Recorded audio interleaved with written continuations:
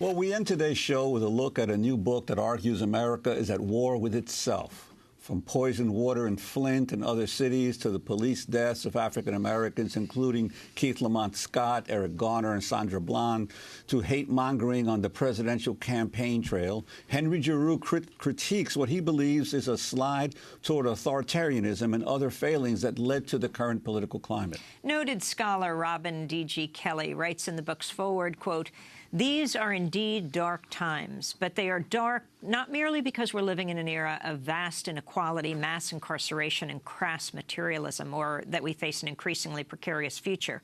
They're dark because most Americans are living under a cloak of ignorance, a cultivated and imposed state of civic illiteracy that's opened the gates for what Giroux correctly sees as an authoritarian turn in the United States. These are dark times because the very fate of democracy is at stake, a democracy fragile from its birth, always battered on the shoals of racism, patriarchy, and class rule. The rise of Donald J. Trump is a sign of the times," he writes. Well, for more, we're joined by the author of America at War with Itself, Henry Giroux, McMaster University professor for scholarship and the public interest. He joins us in New York City. We welcome you. It's great to have you with us. Well, I'm honored. How is America at war with itself? It's at war with itself because it's basically declared war not only on any sense of democratic idealism, but it's declared war on all the institutions that make democracy possible. And we see it with the war on public schools. We see it with the war on education. We see it with the war on the healthcare system. We see it, as you said earlier, with the war on dissent, on the First Amendment. We see it in the war on women's reproductive rights. But we especially see it with the war on youth. I mean, it seems to me that you can measure any degree, any society's insistence on how it takes democracy seriously can in fact be measured by the way it treats its children. And if we take that index as a measure of the United States, it's utterly failing. You have young people basically who, in schools that are increasingly modeled after prisons. You have their behavior being increasingly criminalized. And one of the most atrocious of all acts, you have the rise of debtor prisons for children. Kids who basically truant from school are being fined, and if their parents can't pay the fine, they're being put in jail. You have kids whose every behavior is being criminalized. I mean, what does it mean to be in a public school and all of a sudden you are engaged in a dress code violation and the police come in and they handcuff you? They take you out, they put you in a police car, put you in the criminal justice system, and all of a sudden you find yourself, as Tess was saying earlier, mocked for life. Entire families are being destroyed around this. But it seems to me the real question here is, how do you understand these isolated incidents within a larger set of categories that tell us exactly what's happening? And what's happening is the social state is being destroyed and the punishing state is taking its place. So violence now becomes the only tool by which we can actually mediate social problems that should be dealt with in very different ways.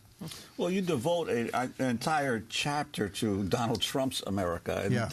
And you specifically talk about how the media coverage of Trump has sort of divorced him from any past history of the country in terms of the development of right-wing demagogues and authoritarian figures. That's an important question. I mean, you live in a country marked by a culture of the immediate. You live in a country that's marked by celebrity culture, that basically infantilizes people, paralyzes them, eliminates all notions of civic literacy, turns the school into bastions of ignorance. They completely killed the radical imagination in any fundamental way. And I think that what often happens with Trump is that you see something utterly symptomatic of the decline of a formative culture that makes democracy possible. One, you have to have informed citizens to have a democracy. You don't have informed citizens. You don't have people who can think. Remember what Hannah Arendt said when she was talking about fascism and totalitarianism. She said, thoughtlessness is the essence of totalitarianism. So all of a sudden, emotion becomes more important than reason. Ignorance becomes more important than justice. Injustice is looked over as simply something that happens on television. The spectacle of violence takes over everything. I mean, so it seems to me that we make a terrible mistake in talking about Trump as some kind of essence of evil. Trump is symptomatic of something much deeper in the culture, whether we're talking about the militarization of everyday life, whether we're talking about the criminalization of social problems, or whether we're talking about the way in which money has has absolutely corrupted politics. This is a country that is sliding into authoritarianism. I mean, it is not. You cannot call this a democracy anymore. We make a terrible mistake when we equate capitalism with democracy. You talk about the ethical bankruptcy of the U.S. ruling elites paving the way for Donald Trump. You know, you live in a country in which we have separated all economic activity from social cost, from ethical considerations. The ethical imagination in itself has become a liability. And I think that when people like you and others make that clear that you can't have a democracy without that kind of ethical intervention, without assessing, you know, the degree to which people in some way can believe in the public good, can believe in justice, you have the heavy hand of the law pouncing on you.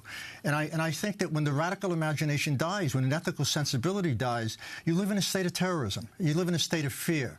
You live in a state in which people can't trust each other. Shared fears become more important than shared responsibilities. And that's the essence of fascism.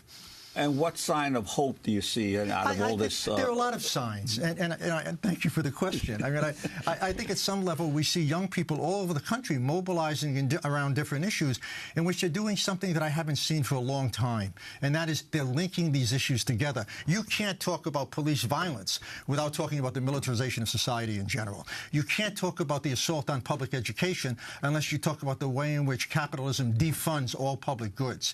You can't talk about the prison system without talking about widespread racism. You can't do that. They're making those connections, but they're doing something more. They're linking up with other groups. If you're going to talk about Flint, if you're going to talk about, it seems to me, Ferguson, you have to talk about Palestine. If you're going to talk about repression in the United States, you've got to figure out how these modes of repression have become global. Because something has happened that suggests a new kind of politics. Politics is local and power is global. The elite float. They don't care about the social contract anymore. So, you know, we see a level of disposability, a level of violence that is really unlike anything we've seen before. I mean, Donald Trump talking about the Central Park Five still being guilty. Give me a break. I mean, what is this really about? Is it about somebody who's just ignorant and stupid, or is it somebody who now is part of a ruling class that is so indifferent to questions of justice that they can actually boast about their own racism?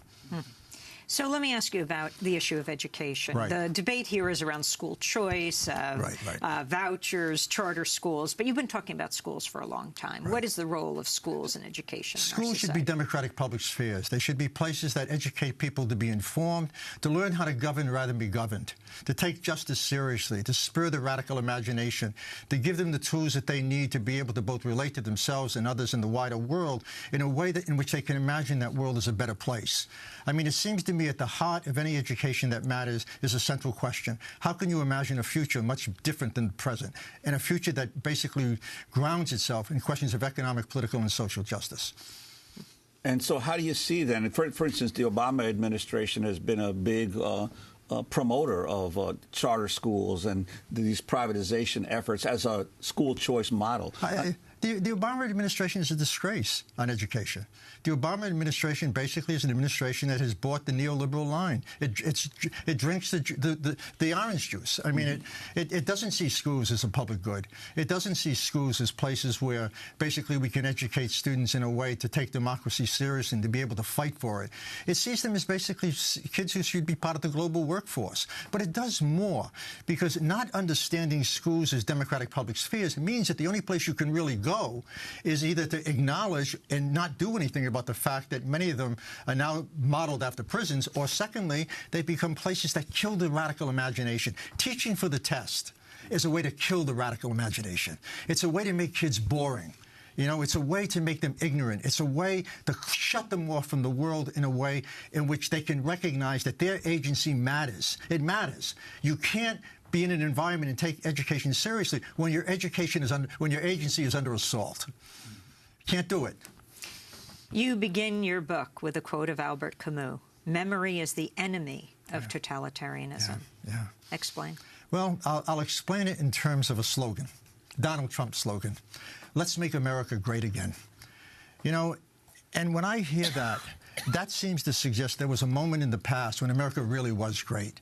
You know, when women knew their places, when we could set dogs on black people in Mississippi, when young people went sitting at lunch counters and were assaulted by others. That's about the death of memory. That's about memory being basically suppressed in a way that doesn't allow people to understand that there are things that happened in the past that we not only have to remember, we have to prevent from happening again. Or, at another level, it suggests the suppression of memory so that those things can't happen again and that we don't have to worry about them. And so it seems to me that a country without a sense of public memory, without a sense of historical memory, is a country always in crisis. You have talked about Donald Trump also coming about, the phenomenon, as a failure of the progressive left. Yeah. How?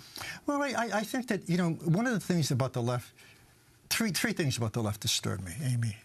One is they never really have taken education seriously. They think education is about schooling. What they don't realize is that forms of domination are not just simply structural. They're also about changing consciousness. They're also about getting people to invest in a language in which they can recognize that the problems that we're talking about have something to do with their lives. It means making something meaningful, to make it critical, to make it transformative. Secondly, it seems to me that the left is too involved in isolated issues. We've got to bring these issues together to create a mass social movement that in some way really challenges the kind of power that we're now confronting. Only the beginning of the conversation. Henry Giroux, thanks so much for being with us. McMaster University professor for scholarship and the public interest. His new book, America at War with Itself. That does